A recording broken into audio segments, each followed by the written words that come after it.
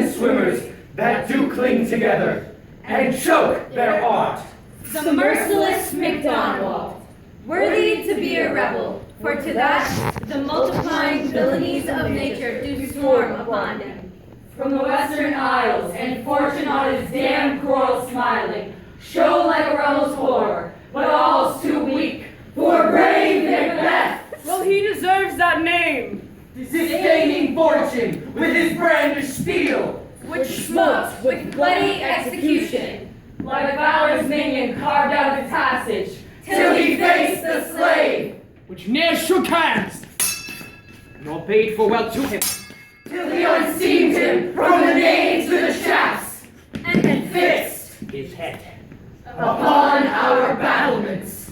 O valiant cousin, worthy gentleman! Mark, King of Scotland, mark! No sooner. justice cast, Compelled these, skipping currents, To trust their heels, but their Norwegian lord, surveying vantage, with furbished arms and new supplies of men. began a fresh assault! Dismayed not this, our captains Macbeth and Banquo! yes, As sparrows, eagles. For the hare! the lion, If I say sooth, I must report they were as cannons overcharged with bellow cast. so they doubly redoubled strokes upon the foe. but I am faint. My gashes cry for help. So while thy words become thee as thy wounds, they smack of honor both. Go and get him surgeons.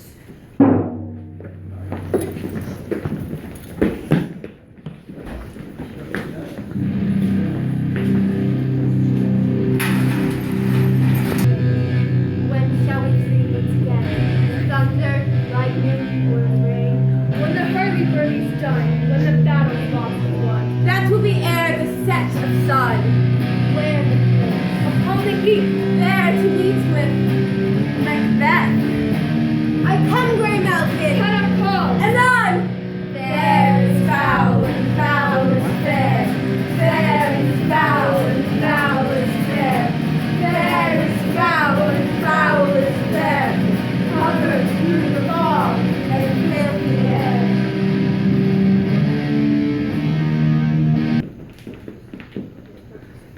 Oh, God save the king. Who comes here?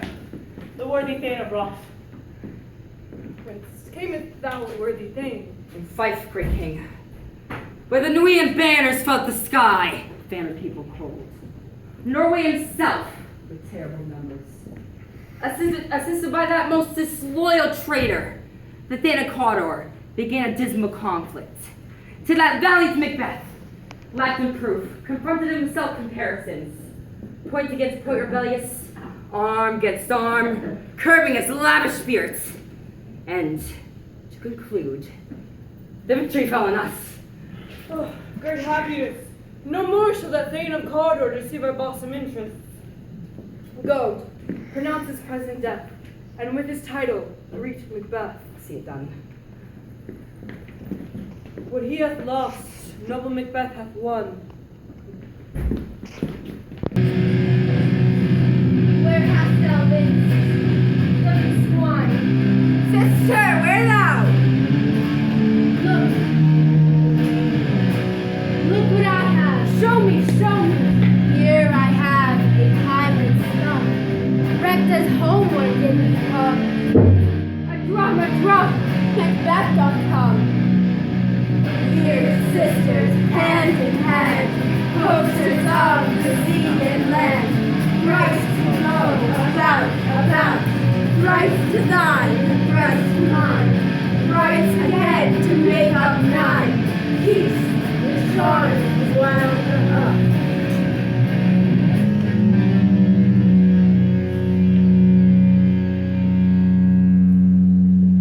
So foul and fair a day I have not seen. How far is it called to forest? What are these so withered and so wild in their attire, that look not like the inhabitants of the earth and yet are on it? Live you, or are you aught that man may question? Speak! If you can, what are you? Hail, Macbeth! Hail to thee, Thane of Arms! Oh, hail, Macbeth! Hail to thee, Thane of Cawdor! All hail Macbeth, thou shalt be king hereafter. My good sir, why do you seem to start and fear things that do sound so fair? My noble partner, you greet with present grace and great prediction. To me you speak not. If you can look into the seeds of time and say which will grow and which will not, speak then to me. You neither beg your favors nor fear your hate. Hail, hail, hail! Blessed are you, Macbeth, the not so happy and much happier. Thou shalt be king, though thou be none. So all hail, Macbeth and Banquo. Macbeth and Banquo, all hail! Stay, you imperfect speakers. Tell me more. I know I am Thane of Glamis, but how of Cawdor? The Thane of Cawdor lives and is to be king. Stand not within the prospect of belief. Say from whence you owe this strange intelligence. Speak, I charge you.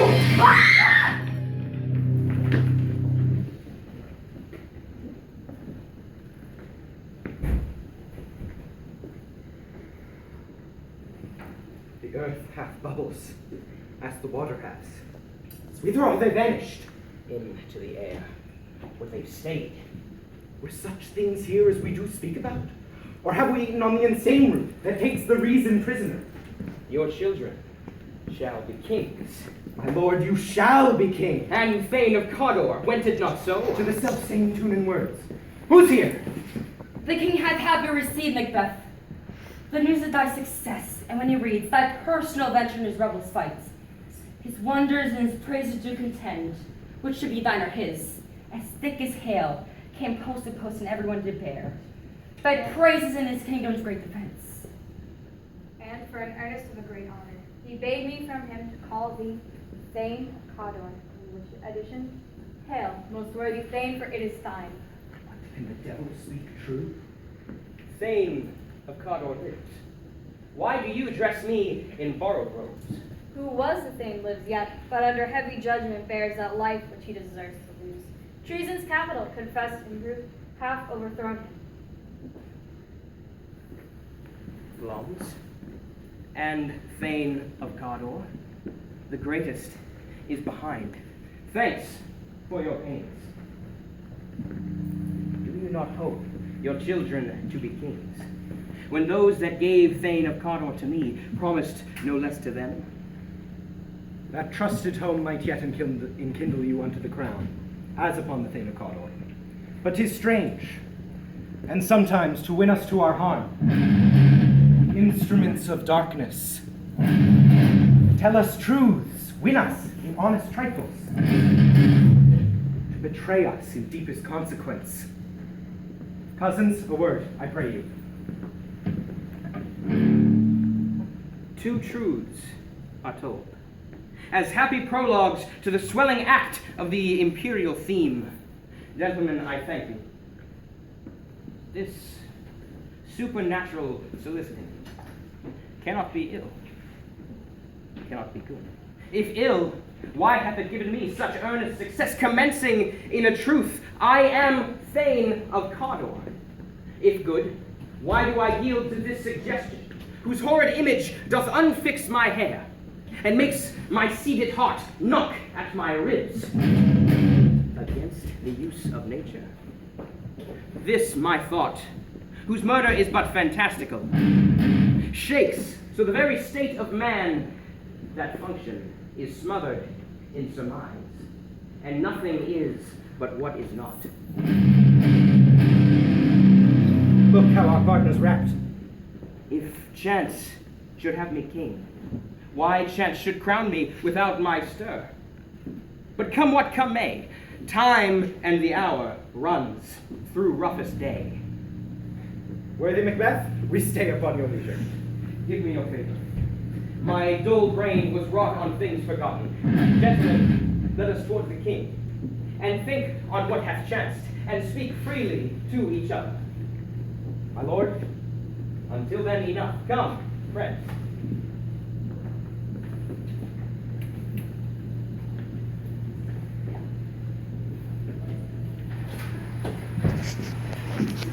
Is the execution done on Cawdor?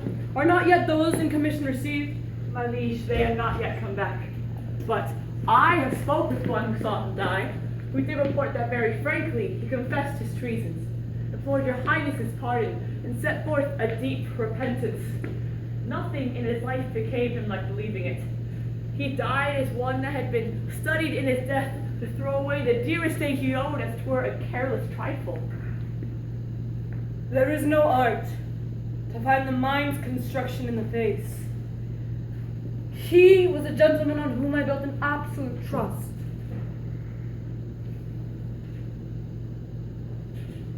Ah, worthy gentlemen! The sin of my ingratitude even now weighs heavy upon me, and only I have left this to say. More is thy due than more than all can repay. Not the duty and loyalty I owe, in doing it pays itself. I have begun to plant thee and shall make thee full of growing. Oh, noble Banquo, thou hast no less deserved, nor must be known, no less to have done so. I enfold thee and hold thee close. There if I grow, the harvest shall be your own. Sons, kinsmen, thanes, and you whose places are nearest, know we will establish our estate upon our eldest, Malcolm, whom we name hereafter the Prince of Cumberland, which honor must not unaccompanied invest him only, but signs of nobleness shall shine down on all deservers.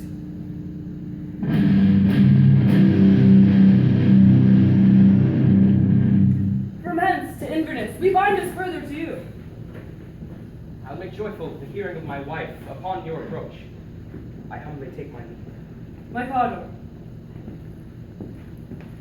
Prince of Cumberland. That is a step on which I must fall down, or else or leap. For in my way it lies. Stars, hide your fires. Let not light see my black and deep desires.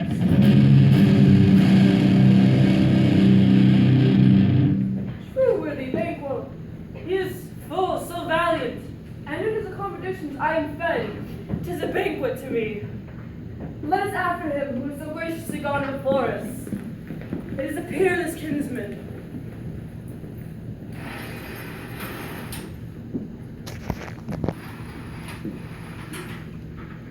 They met me in the day of success, and I have learned by the perfectest report that they have more in them than mortal knowledge.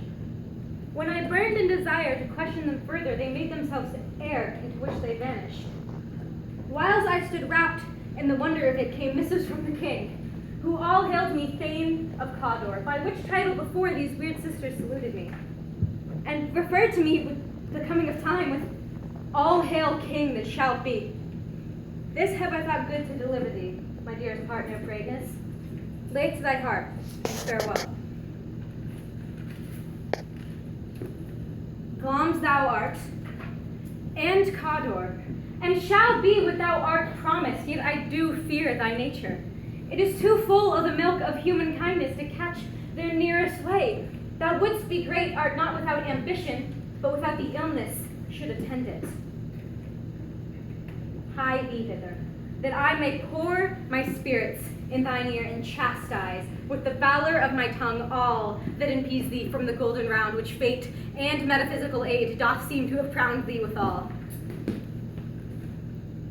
What is your tidings? The king comes here tonight. Thou art mad to say it. So please you, it's true. Is not thy master with him? Our Thane is coming. One of the fellows has to speak of him, who, almost dead for breath, and scarcely more than make up his message. Give him tending. He brings great news.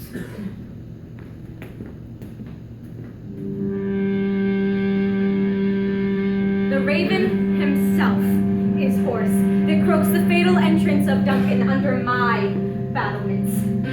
Come, you spirits that tend on mortal thoughts, unsex me here and fill me from the crown to the toe, top full of direst cruelty. Make thick my blood, stop up the access and passage to remorse, that no compunctious visitings of nature shake my fell purpose, nor keep peace between the affectionate. You murdering ministers, wherever in your sightless essences you wait on nature's mischief.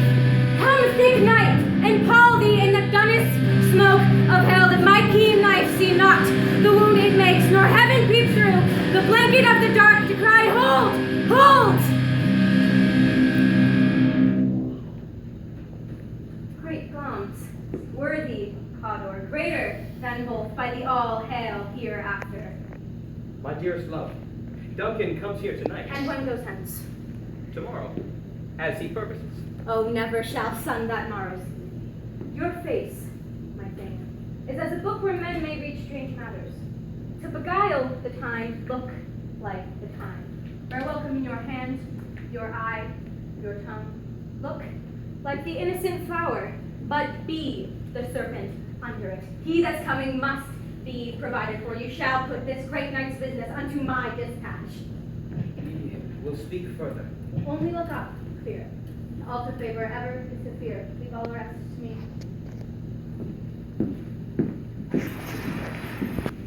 The gala has grown to see.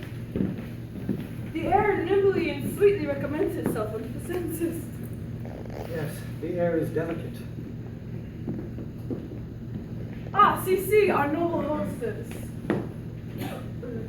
Where is the Thane of Cawdor? We coursed him at our heels, but he rides well.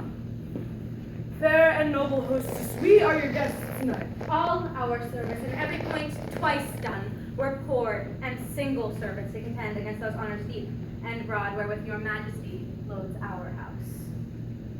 Take my arm and conduct me to mine host, for we love him highly and shall continue our graces towards him.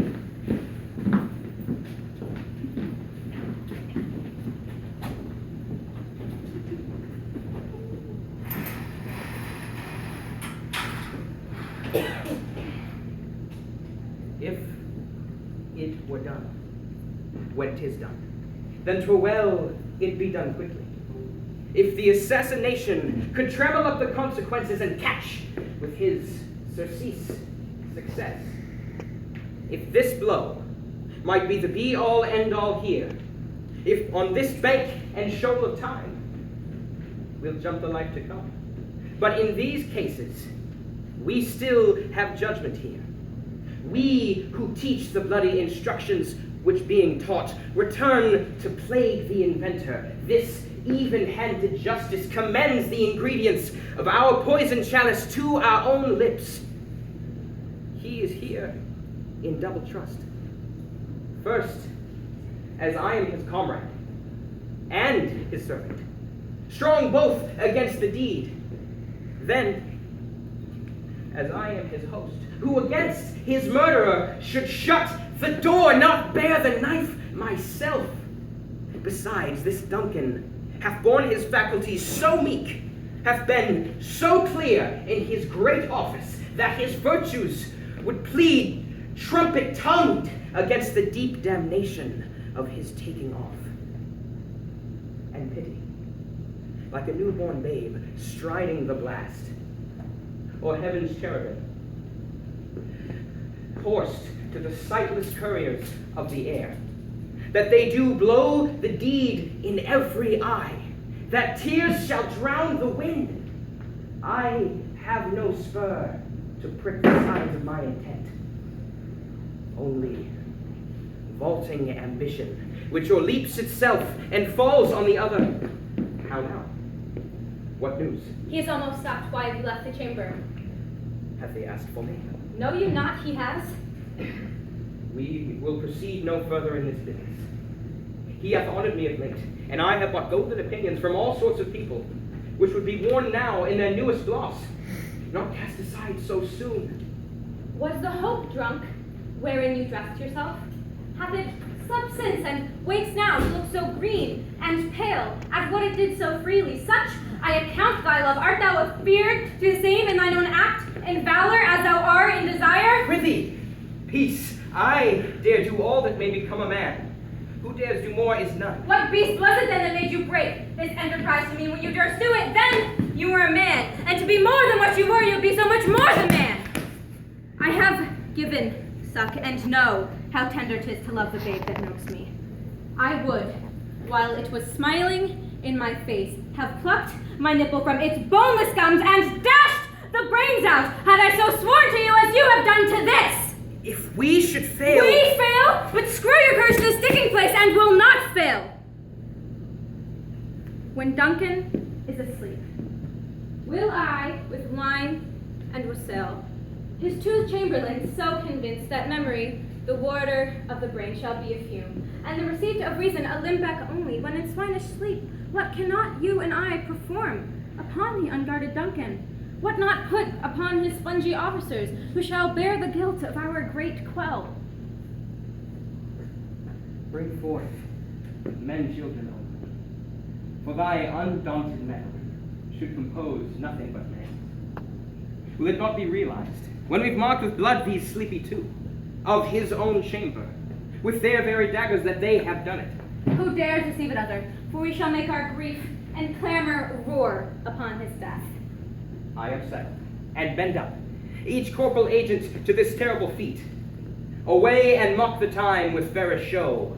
False face must hide what false heart doth know.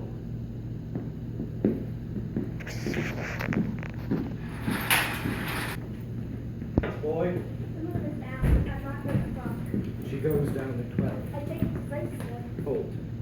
Take my sword.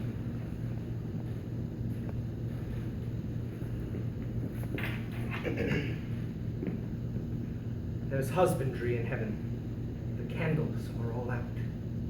A heavy summons lies like lead upon me, and yet I would not sleep. Merciful powers, restrain me in the cursed thoughts that nature gives way into repose.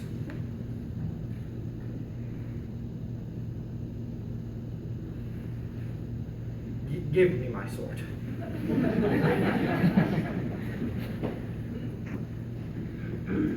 Who's there? A friend. So not yet abed? The king hath been in unusual pleasure, and sent forth great largess to your offices. I drank last night with the three weird sisters. To you they have shown some truth. I think not of them. Yet, when we can entreat an hour to serve, we would spend it in some words upon that business, if you would grant the time. I will, my lord.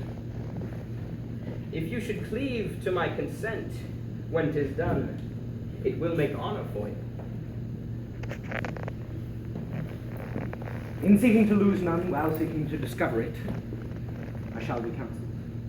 Good repose the while. Thanks, sir. The like to you.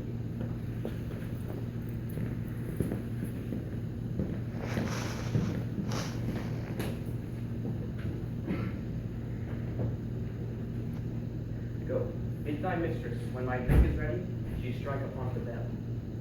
Get thee to bed.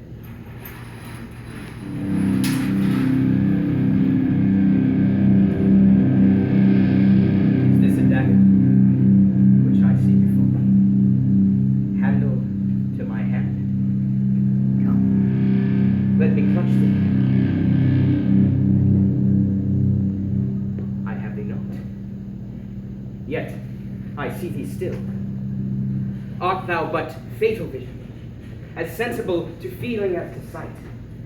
Or art thou but a dagger of the mind, false creation proceeding from the heat oppressed brain?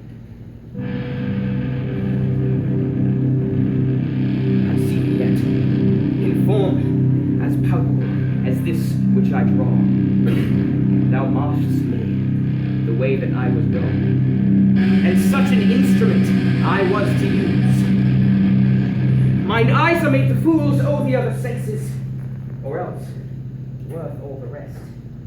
There is no such thing.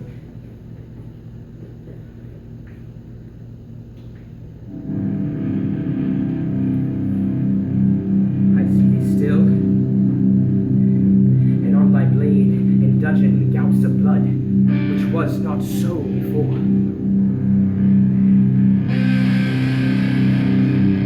Oh, sure and firm set earth, cannot my steps, or which way they walk, for fear that thy very stones prate of my whereabout, and take the present horror from the time with which it suits. Whilst I threat, he lives. Words to the heat of deeds, too cold breath gives. I go. It is done. The bell invites me. Hear it not, Duncan, for it is a knell which summons thee to heaven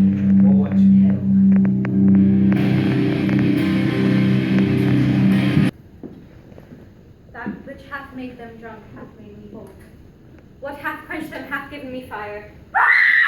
Hark! Peace, it was the owl that shrieked, the fatal bellman which gives us strength tonight.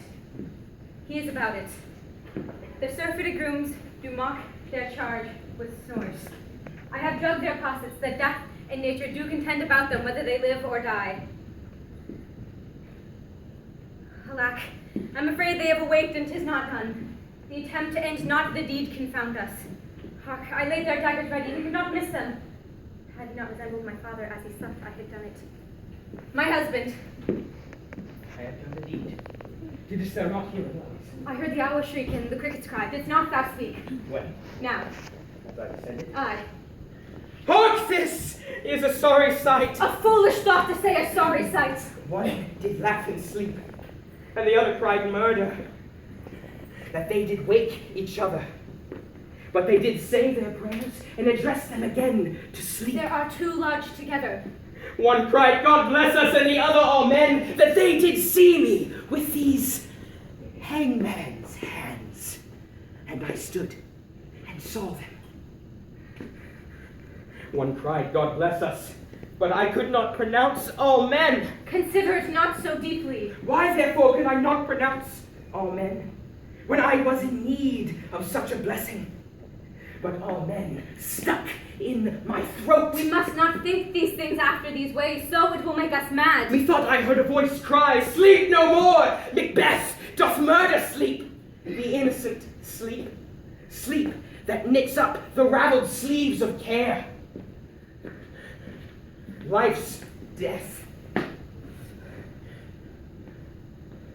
Sore labor's bath, balm of hurt minds. Great nature's second course, chief nourisher in life's great feast. What do you mean? But still the voice cried, sleep no more. Glums hath murdered sleep, and so Cawdor shall sleep no more. Macbeth shall sleep no more. Who was it that thus cried? My worthy Thane, you do unbend your noble strength to think so brain-sickly of things. Go, get some water and wash this filthy witness from your hand. Why did you take these daggers from the place? They must lie there. Go, carry them and smear the sleepy grooms with blood. I will go no more. I am afraid to think what I have done. Look once again, I dare not. Infirm of purpose, give me the daggers. The sleeping and the dead are but as pictures. 'Tis the eye of childhood that fears a painted devil. If he do bleed, I'll gild the faces of the grooms with all, for it must be their guilt. Ah, whence is that knocking? Why is it always with me, when every noise appalls me? What hands are here? They pluck out mine eyes. Will great Neptune's oceans wash clean the blood from these hands? No, this, my hand, will rather.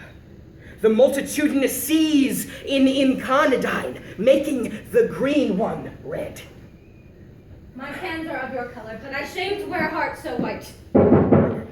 There's knocking in the south entry. Retire we to our chamber. A little water clears us of this deed. How easy is it then?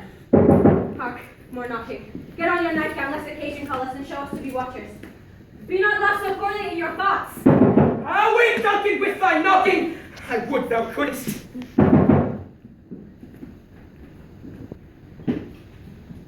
Here's a knocking indeed. If that reporter of Hellgate, he would have all turning the key. Knock, knock in the name of Beelzebub. Here's a farmer. I hate himself on the expectation of plenty. Come in, farmer, here's your sword for it. Knock, knock in the other devil's name.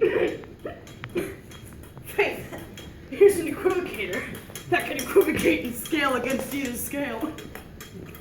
That could not equivocate. Exactly. No, come in, equivocator. Knock, knock.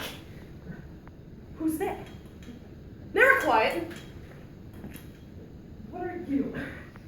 It touches that handsome of all affections that go the primrose way to the everlasting bonfire. Anon! Anon! I pray.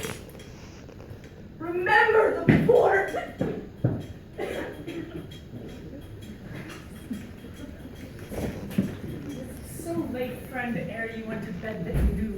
so late?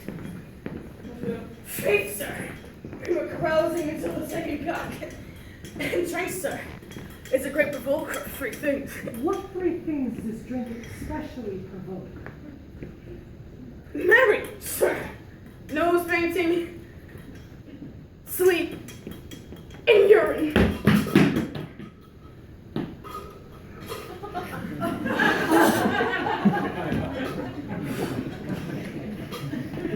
Luxury, sir. It provokes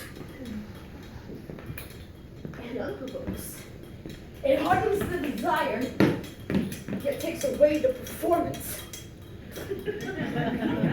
It persuades him and disheartens him. Makes him stand to and not stand to. In conclusion, Sky Master Stern? Her knocking has awakened him. Here he comes. Good morrow, noble sir. Tomorrow both. This time, King Stern will be fain. Not yet. He did command me to call him timely. I will slip the hour. I'll take you to him. Ah, This is the door. I'll make so boldly to call. 'Tis my limited service.